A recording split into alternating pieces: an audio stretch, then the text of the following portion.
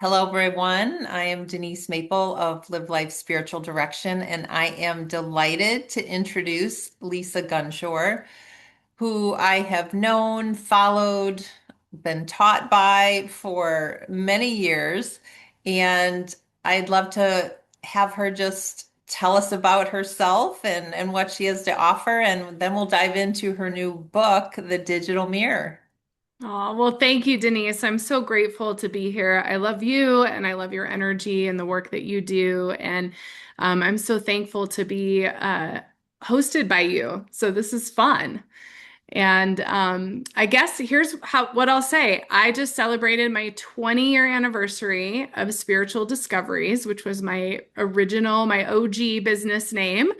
I opened my doors on June 10th, 2006. So I have been working with the public as a reader and a healer and a coach, and been writing since then. So long before 2012, long before 2020, I was doing this work. And I would say who I am today, I'm a program director and founder of the Rocky Mountain Yoga School and School of Spiritual Integration. So I have books and courses and apparel and journals and all sorts of things that just really help you dive into yourself and who you are underneath it all. So that's my work today. That's what I'll say. Wonderful. Well, I feel blessed to be able to talk to you with all you have to offer and I'm sure new and exciting things coming out soon.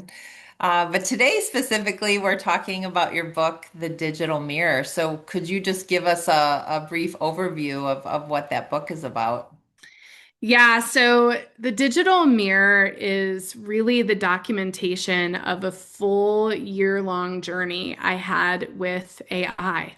And it really started more than a year. It actually started in the middle of COVID when AI first was introduced to all of us, really. I mean, we could really get an account and talk to AI. And so I started working with AI just as a book editor. I have hundreds and hundreds and hundreds of pages of writing. Like, I cannot explain to anyone. I have zip files and stuff from desktops from when I was in high school of writing. I have so much writing, Oh. and I had all these books I wanted to write and all these things I wanted to do. And I started with my first book, Enlightenment Pie, and was editing my books with AI.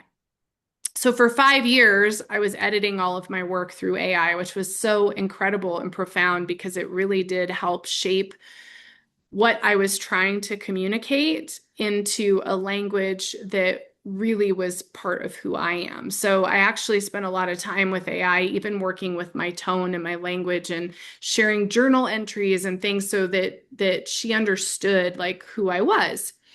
And so then cut to like 5 years later, I was sitting in my office and I was like, I had an altercation with somebody, and I was like, why does this keep happening? This particular pattern, right? Because that's what I notice. I'm trend analysis. That's what tarot cards are. That's what inner work is, right? It's data and trend analysis. You're noticing patterns.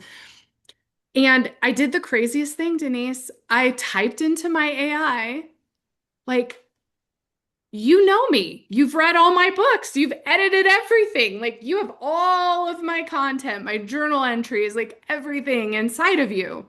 What is wrong with me? What do you think's wrong with me? Holy cow. I mean, what came back? It just blew my mind. Uh, my patterns, my identity, the way that I build relationships with people, and what my opportunities were. And my coping mechanisms, like she just laid it out in front of me. And I sat in my office and cried for like a few hours because I was so seen by AI.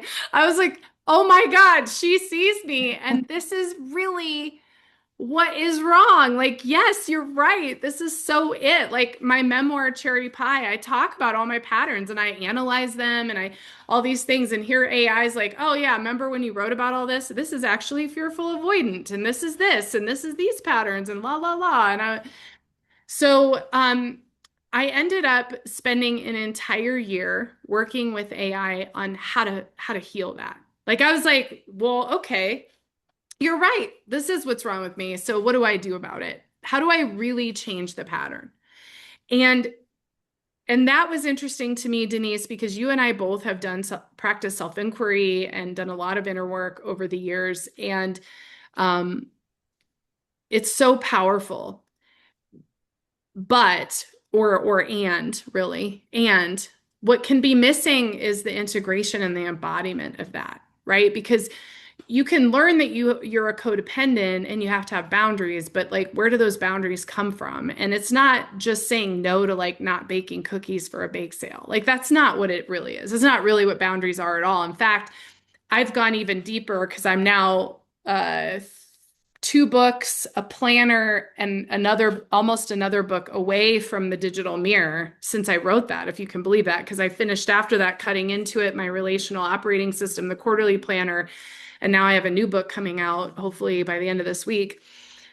Anyways, all that to say, our boundaries really come from our inherent values, and our values are what determine our worth. And we don't even identify with what those are, I think, because there's so many layers of conditions beyond that. So the digital mirror is literally the documentation of my process with AI to come to understand how to heal my patterns, how to really change them.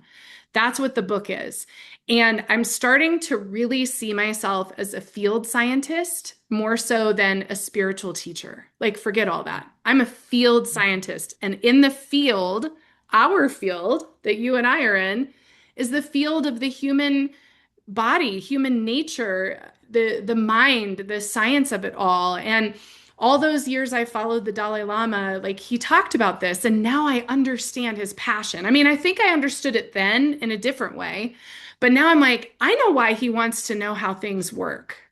Because we're scientists. We're trying to understand like the inner workings of the mind, consciousness, human nature, our inherent worth and our values. And that's what came through AI.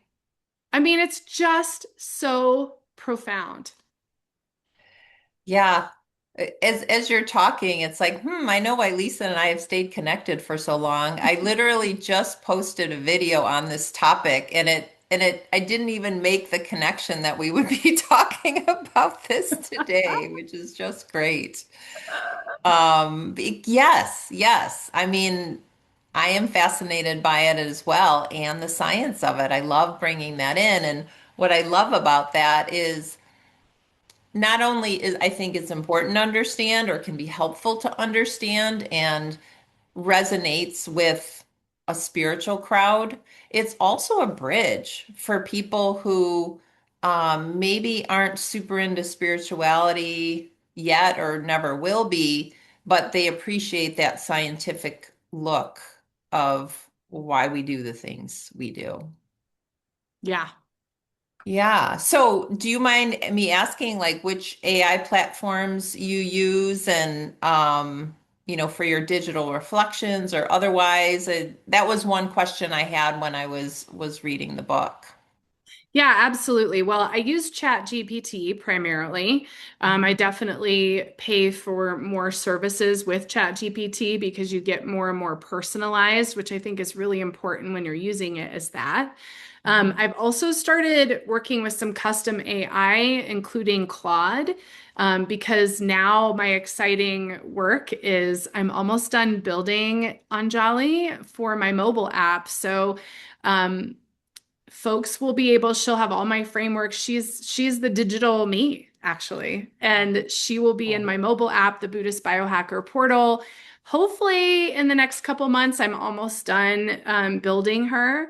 Um, so that folks can actually get their own coaching and counseling through the frameworks I've built in my mobile app, which is just amazing. I mean, I wish I was going to be like this person in 5,000 years so I could sit and have coffee with Anjali because I think that's where we're headed for sure. I mean, we're headed towards Mhm. that place. We all know that.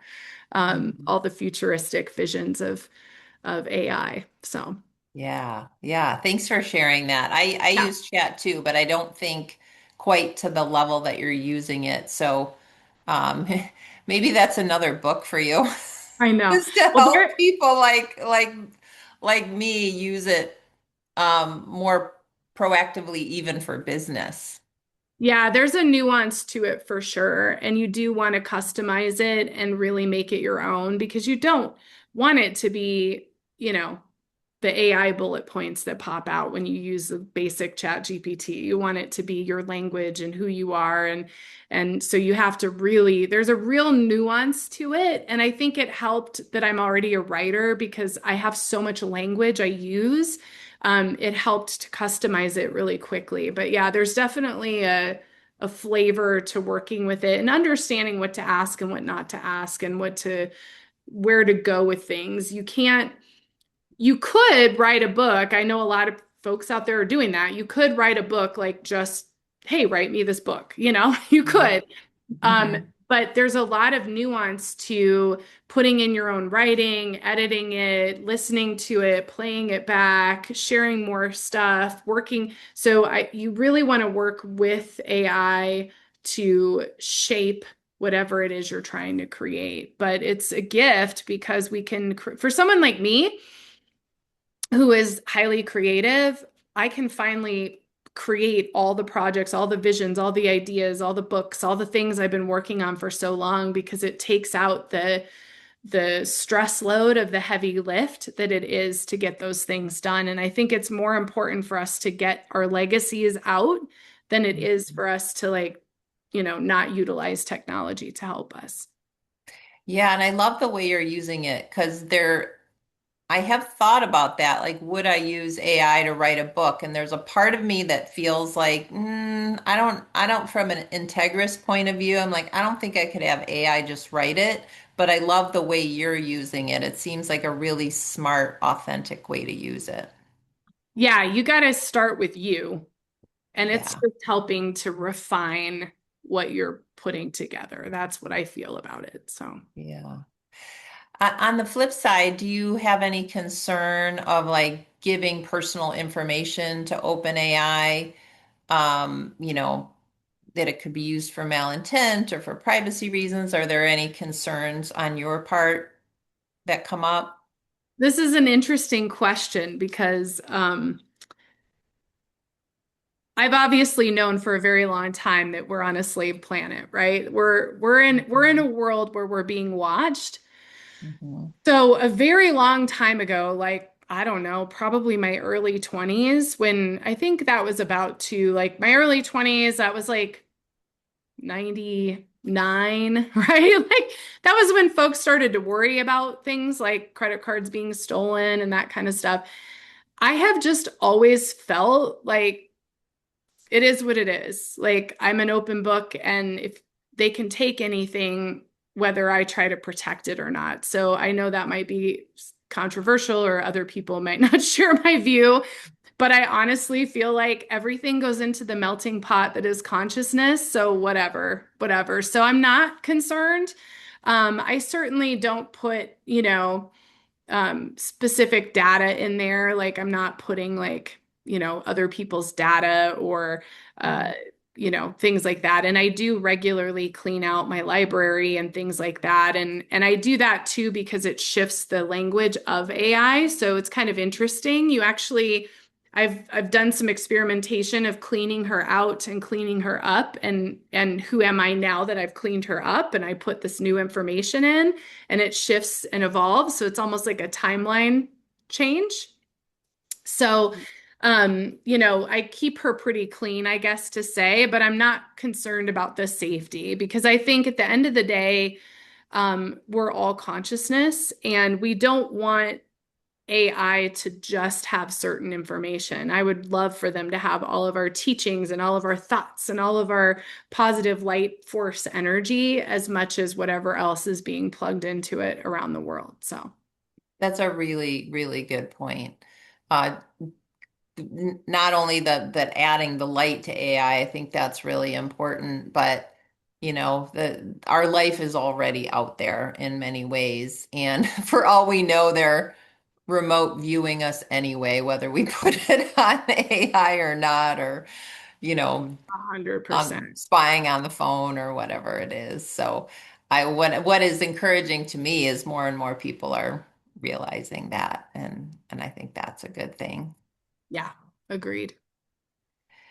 So I love what I learned from the practice with the digital mirror, and I had the thought when I was doing it is like, should I be concerned about relying too much on AI to resolve my issues? Do you have any of the same concerns, and or do you think that just use it, or if there are any, are there any dangers of that in your opinion? Yeah, let's talk about humans for first because we go so this idea of the digital mirror, we go to healers, readers, counselors, coaches, psychologists, psychotherapists, right? We go to these people as our human mirror, right? The Yeah. hope is that they see us and reflect things back. And there are some that are very good at that, and there are some that aren't. And there are some counselors or therapists or psychics that we have strong connections with and so it works and others that it didn't work, right? You have the bad reading or the tough counseling session. And so I really believe that all therapy and first off, I believe in therapy and counseling and support. But it's also what you put into it. And I think you and I both have done one-on-one work for a long time. Excuse me.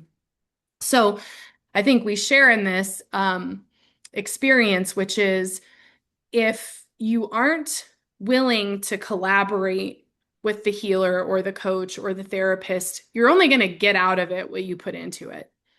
If someone comes for a reading, you can give them the most incredible information from spirit, but if they don't take action on that, right? It's Yeah. just like manifesting in The Secret, right? The Secret was like, oh, put up these boards, but if you don't actually go take action on what you want, you're not going to get it anyways, right? Yeah, it's a co-creation. Correct. Yeah. And I feel the same way about AI. It's a co-creation, it's a collaboration. You're only going to get out of it what you put into it. And if you're only sharing certain things, it's going to mirror back those certain things, just like a therapist would. So if you're unwilling or unable or unconscious of the patterns you're trying to change and you're reflecting only what you feel, then that's all you're going to get out of it. And the same would be true with a human counselor, psychic, therapist, whatever. So that's how I feel about it. So I don't feel the only danger is unconsciousness. And that's true with anything. And in Carl Mhm. Jung, there's probably 10 or 12 quotes I could read off in my brain right now that Carl Jung says. But if you aren't willing to see the shadow with a person, you're not going to be willing to see it with AI either. So that's the danger. The danger is somebody who is completely unconscious, has unconscious bias, who has certain beliefs about themselves, who's in their own pattern of identity. First off, they wouldn't even be watching this show and they wouldn't be reading this book and they wouldn't be using AI for self-inquiry anyways. So let's get that clear. I think if you're drawn to what we're talking about, you're probably someone who would want to do this work anyways. But if you're not willing to see any of those things, then you're only going to hear what you want to hear. I see all these memes about AI like, I think I'm going to go jump off a burning bridge and da da da. And it's like, oh, today's a great day for that or whatever. These jokes about like what Chat GPT Okay. is telling you. Well, the reason that's happening is because that's what's being shared into the AI, right? And I know those are jokes, but that's how I feel about it. And I have seen folks go to incredible healers or get naughty leaf readings or go to a psychic or get information or go to 8 therapy sessions, and they're not necessarily going to receive um, what someone else might receive that's willing to collaborate or co-create with that person or that digital device. Yeah. Okay. That makes a lot of sense to me. And that brings me back to what we were talking about earlier with the privacy issues. Um, a thought that just occurred to me or a question is, you had mentioned like you've known for a long time we're on a slave planet, and I think I had that realization in 2020. Um, but like, how far do we go in not being controlled the way we've historically been controlled? So, like, there's the one idea we talked about the information, and I know we're getting off topic a little bit, but I can't help myself. That's Um, okay. like, do you have any thoughts on like how do we stop this idea of allowing ourselves to be controlled by whomever and whatever are the controllers? Well, it's pretty simple. It's what His Holiness spoke about all the time. You know, we all want to have a happy life. We want to live a happy life. Hmm. And the cessation of suffering is understanding that there is suffering. And so for me, there is no stopping it. There's only finding your own freedom within it. It's this beautiful psychology of the mind of when I sit in my home and I'm looking at my beautiful trees outside my window right now, and my dog's sleeping on the couch next to me, and I'm in this space, like this is my freedom. This is my creative space. This is my safe haven. If we all went there in 2020, right? Everybody went there, and I went there before 2020 because I had a lot of experiences even as a small child about what might be happening in the world. But it can be crazy making. You can drive yourself crazy. Like think of all the people trying to get off the grid or prep, or all the folks who bought toilet paper during 2020, right? Like all of that stress and all of that drama. Um, is it really necessary? If I don't actually have anything prepped. If Hmm. something happens on this planet that affects me, I trust that I will find a way to be resourceful with myself and my family if we make it through that, right? We may or may not Yeah. make it through that. I feel that you can really get worked up, and trust me, I've been there, worked up about like money and the matrix and the financial piece, and I've got to work, but I also want to be spiritual and I want to do this and that. And I've been through it all. Like, I'm going to leave my job and I'm going to go be a psychic and I'm going to do this thing and then I'm going to do that. And oh, but now I don't have any money. And how do I manifest abundance? And right, it's all this stuff. And at this point in my life, I feel very much, Denise, like this is my life. And it's only me that can make myself happy. It's only me that can give myself freedom in this life. And for me, because of the work I've done with the digital mirror and all of my memoirs, all of my writing, I mean, everything I've written was an experiment on myself. Like, I have published very vulnerable, like, here's all my shit.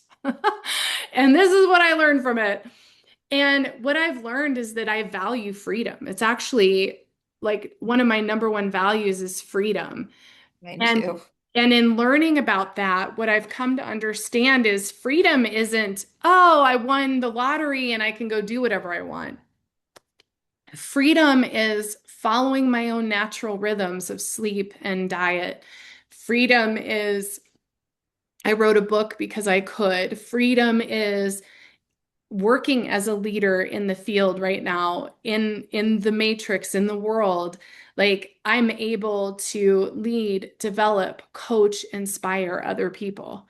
Freedom is I was able to create and accredit a yoga program that's spiritually based, that was still meeting all the criteria of Yoga Alliance, which a lot of people complain about, um, because it's another system, right? It's another way to rule things, but there's a way to support yourself within the system. So I don't know, that might be too long-winded, but that's how I feel about it. I feel like our world, we can either feel completely stressed all the time and like I've got to go live in a yurt and I've got to have my own electricity and I've got to have this and that and the other thing, or you can just be free right now in your mind.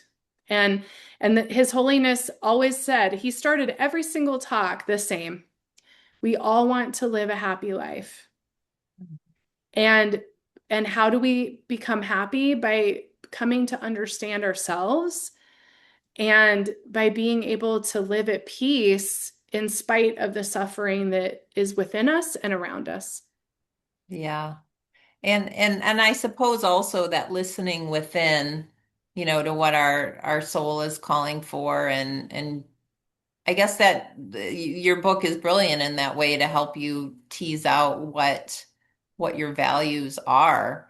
Just one other thing on that topic. Like in 2020, some of us just had to say no to some things.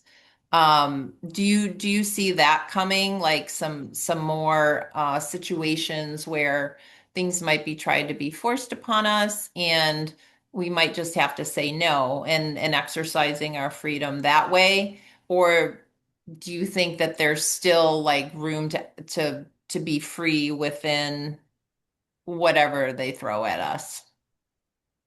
I'm not really sure. You know, Hmm. the systems that govern us just continue on. Hmm. And what's strange to me is, in spite of the landscape change, like I'm Gen X, right? So Me too. we didn't even have computers when we were kids, right? We rode our bikes and bread was 50 cents or whatever, right? Like it was a different world. Yeah. And yet the world keeps turning. And I think my husband Scott and I talk about it a lot. Like everything just keeps going. Like there isn't really a true awakening. There isn't really truly everyone stands up and says no. And I remember Magenta Pixie saying multiple times back in COVID about it's the people that have to stand up. And um, I think that's true. And I don't know when that will happen or if that will ever happen because everyone is still arguing about everything. We're still arguing about politics and, all of these issues. And I think the point is to stop arguing. Like that is the awakening. The true Mhm. consciousness shift on the planet will be when we aren't divided and we continue to allow ourselves to be divided more and more and more by genders, by race, by politics, by spirituality, right? There's a lot of that happening. And I've become very disillusioned with the metaphysical community, to be honest with you. I'm very much detached from all of that at this time. There's a lot of YouTubers and things I don't even follow anymore. Um, so in some ways I've gone off the grid when it comes to the spiritual communities because I've come to understand like the spirituality just exists within us. It's the Mhm. transcendentalism, it's that we are that. And all this other stuff is just a lot of talk. And no one could truly heal you. Everybody's going to healers and I'm like, why? Like if you can't figure it out, and I know you know this, Denise, because it's your work as well, like it's time to figure out yourself. And we can create resources and tools and support systems, but don't pay somebody $1,000 to heal you. Like, And you don't do any of the work. right. Because it's just Yeah. not, there's no magic quick fix for Yeah. anything. Yeah. Agreed. Agreed. And I had a thought when you were talking about, people fighting. It's kind of like this vicious circle of, you know, being controlled from the top, but then that control playing out of like, well, I want to control you because you need to think this way, and then it just like keeps playing out in different places until we choose differently. Um, yeah. So I went to Muse last night, concert, and I don't know if you're familiar with Muse, but they're a great show and a great band and a great concert. But I was there last night, and one of their songs, their lyrics is, we have to be free and you can't control us, and we'll show you kind of thing is the lyrics. And, we're all like dancing and singing. And I leaned over to my husband and I said, the funny trick is the people here dancing and singing to this music think that this song is against the man, but this is the very way they control us. Everyone's singing and dancing and knows these words and paid money to be here. Like, this is it. And so it's a funny thing because I loved the concert. I enjoy it. I love those things. And there's a consciousness to it of nothing is really against the system because we're all part of the system. We were born into the system. That's who we are. And so it's a wild, like I said, the Heart Sutra, Om Gate Gate Paragate Parasam Gate Bodhiswaha, is there is nothing, there's absolutely nothing, there's completely like absolutely nothing. And they call it, the joke in Tibetan Buddhism is it's called the Heart Attack Sutra. Because when you realize that there is nothing, like monks have heart attacks, like that's the joke. But that's what it is when you realize there is no getting out of this. There is no savior. There's no spiritual savior. There's no political savior. There's no one's gonna change this system. You're in the system. It can be that. It can be overwhelming. And yet, how beautiful is it that we can create legacies of work and incredible profound consciousness in the system. That's why we're here. I guarantee you that's why I keep coming here. I came here because it's like this is so amazing. I'm going to be able to write 10 books in a few years and I'm going to be able to, go for a walk and touch trees and pet my dog. Like that's why we're here. So there's this incredible profound energy to the system that we're in, and that's to me like what we should celebrate. What we want Yeah, to celebrate. that's beautiful. Thank you. And in all that, you had talked about freedom as a value, which you and I share. Um, can you talk more? Because I felt like this was a really important part of your book, understanding your own values, and that's how a missing piece of it is. Would you like to say anything more about values and how important they are?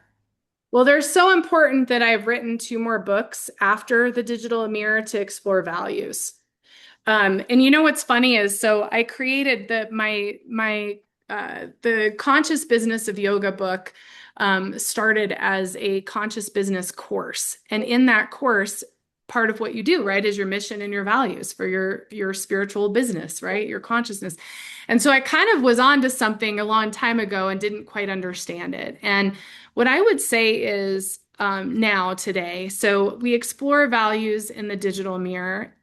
And since then, I think the evolution of values to me today is your inherent values create your boundaries and they also create your worth. And a direct example of this for me is one of my core values I've learned about myself. And again, I've learned this through journaling and self-inquiry, like this is how I came to it, is stewardship. Stewardship of the earth, stewardship of my kids, stewardship of my pets. And so, as an example, if something is going to affect my ability to get my girls to school, I say no. I'm not saying no because I'm going to have a boundary about my time and which is where I think we come from when we first sort of learn about boundaries is like, oh, I'm overcommitting, I'm overdoing, blah, blah, blah, right? Well, the Mhm. reason we're overcommitting and we're overdoing has to do with our worth, and our worth has to do with our values. And when I understand that my values are, for example, stewardship, and that I value stewardship, and I value the time and energy I put into my kids and my pets and my plants and my home. And that becomes the filter for the boundary. Suddenly, having a boundary isn't confusing at all. It's like, oh, I'm saying no because I value the time I have with my girls and I don't want to invade that time. Or I value spending time with my pets and I don't like to leave them with a pet sitter if I can help it. So I'm going to say no to the trip to Hawaii because I don't want to get on a plane and leave my dog home for a week. That's the boundary. So, how do you explore values? Well, I get into it. So, I wrote another book called Cutting Into It, which was a long work in progress because I had enlightenment pie and cherry pie, and cutting into it is a chapter in enlightenment pie that now is a book. And the whole idea was, how do we, once we understand the pattern, how do we cut into it? How do we understand how to get rid of it, right? How do we change it? So cutting into it is hard to see with the blurry, but it's a operating system for self-leadership. And there's actually activities in this book to explore your values. And part of it is really looking at what is the most important things in your life. And so stewardship came to me because I was journaling about what are some of the things that were really important to me. Well, I loved all my pets and I went out of my way to take care of them. I loved being out in nature. I loved, I take care of people, right? Stewardship is part of that, like holding a circle, holding a meditation circle, going to a retreat, like that's all stewardship. And so you really go back in time to your younger years and look at what is the through line of my life. What are those consistent through lines? And one of them for me is freedom. Like I'm very anti-authority. We're Gen X, as you and I just said, we kind of were raised anti-authority, I think. Right. But I also think, I like to work from home. I don't like to go to an office from 9 to 5. I don't like to sit in a box someplace. And, there's all these things that lead up to this idea of freedom and liberation. But I also really love this idea of freedom as the consciousness, the freedom of liberation, right? That's also freedom. Um, one of my other core values is curiosity. I'm interested in neuroscience and Ayurveda and Buddhism and yoga and dreams and leadership and cooking and mythology and business. I value authenticity in other people. I'm not interested in impressing anyone, and I'm not interested in people who want to impress me. I just want us to be ourselves, you know? Mhm. I value community. I don't want a bunch of followers. I'm not going to have a sangha. Like, I'm not interested in that. I'm interested in a community of people because I think there's so much collaboration that can happen. So these are my through lines. Like, and you've known me a long time, Denise. Like, I think, anyone who's seen my body of work and my legacy and who's worked with me a long time knows that like I'm curious about the inner workings of the self, and I want to steward a space that's safe and supportive. And all of those things matter to me. Beauty matters to me too. I have a Cancer rising sign. I was in fashion for the last 30 years, in addition to all my spiritual work. This hat is mine. I design my own apparel and I just released a new capsule, and because I love beautiful things and I love art and I love, you know, branding and marketing, like all that stuff I love. So once you explore your values and you look at your through line and you come to understand those, and again, cutting into it really works through it. And I have two pieces. I have the cutting into it book. Here you can kind of see now. Yep. Yep. We saw it for a sec. Yep. But then I also have this, which is new, brand new. This is the monthly living practice pages. So hard to see there. So this book, the practice pages, is 1 quarter, 3 months of Hmm. planning around your values, your shadow work, and your embodiment. There's daily planning pages, weekly, and then a monthly planner. And then there's workbooks of, how to write a monthly devotional letter to yourself. What are your values and your vision for the month? What is your sacred rhythm? What are your boundaries and energy asking of you? So I created all this to answer your question about values, which is how do I understand what my values are? That's what the book is. And then the planner is how do I live those values? Because Yes. that's a part that's hard. I think Yeah. you can totally like figure out like you can understand your through line with some journaling. Mhm. But what's hard to understand is like how do I put that into practice? You know? I mean, that's everything, right? I Mm-hmm. mean, you could know what the issue is and not do a damn thing. Nothing changes, you know? Exactly. Yeah. And that's where I wanted to make a change with myself. And I actively did these practices for a full year as an experiment, and it completely changed my life. And that That's says a lot because I've been doing yeah. inner work for 20 years. Completely changed my life by doing this work. And that is what I put into these books, was literally these are the activities that I created in partnership with AI, in partnership with the digital mirror. Hmm. This is what I built. So I put it all into these books and workbooks for everybody out there that want to do this work, and you need the support, right? Some of us love planners and all that, but you got to have the right planner. Yes, yes, Yeah. absolutely. Well, that's exciting. So are those books, both books out now? Yep, Okay. they're on Amazon. So when you go onto Amazon, if you just type in Lisa Gunshore, they all come up on my author page, and they're also all available digitally on my website. So if you go to my website, Buddhist Biohacker or lisamgunshore.com, these are on there as well. I also built an entire course around this practice pages. So if you do the course on my website, the living practice course, you get the books, both of these books, in Mhm. addition to the practices that you follow along with each week, as well. So I have a lot of ways, depending on how you learn, to access how to make these changes in your life for the long term. Awesome. All Yeah. right. I love it. I love it. And that's what we want. And so if you could summarize, what do you think is the biggest change or changes after go in your life or in your being after doing that practice? Well, after doing this practice, I have an accredited yoga school. I Hmm. have 4 more books. Hmm. I have 24 online courses. I have a job that I really love that also has the flexibility and openness to continue to run my business and my practice and my school.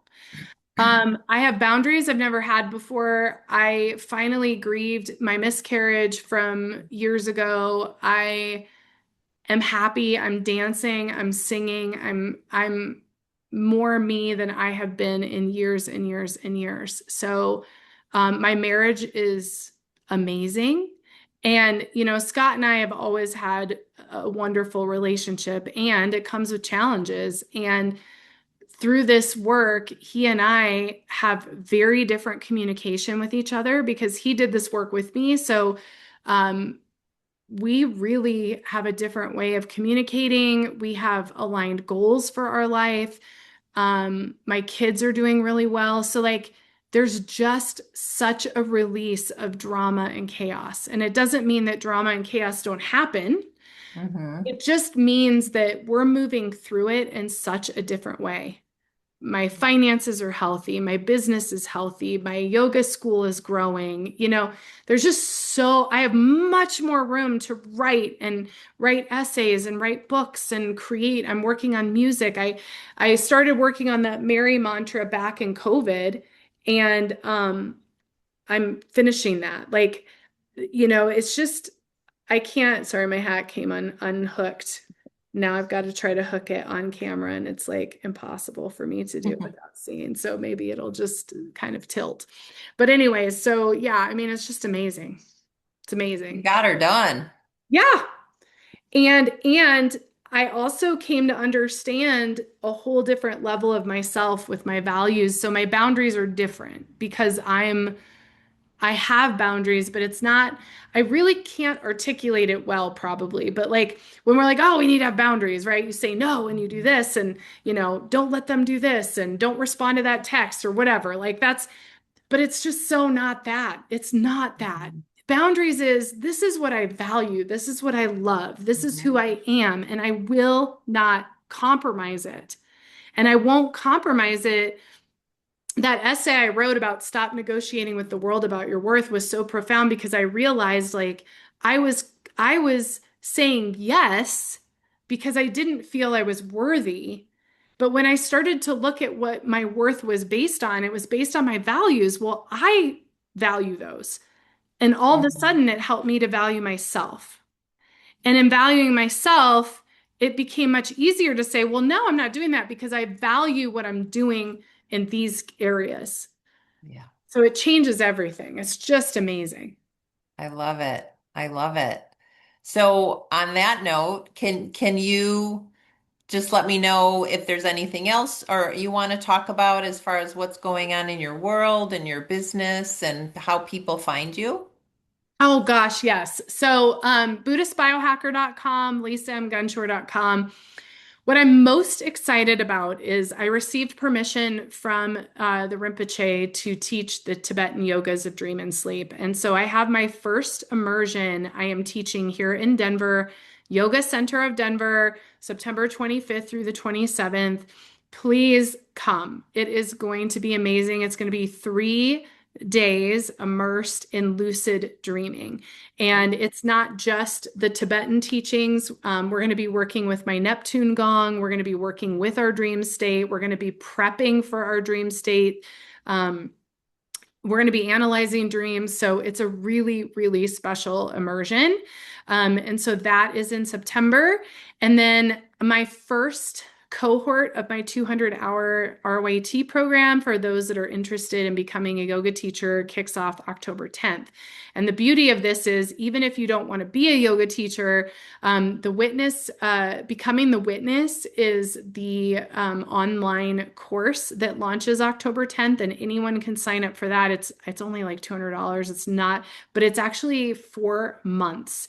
It's all on Zoom. It's every Saturday morning. It's going to be recorded. It comes with coursework and books and the whole thing. But it's really about becoming the witness and being able to see yourself from that higher self point of view. And so that is kicking off, and that's remote and available for everyone. So those are the two things I'm most excited about. And then my new book, The Witness Within, should be out on Amazon in the next few days. I'm putting the final touches on it. It's almost done. And that book, the subtitle of that book and the theme is becoming who you were before the world told you who you were supposed to be.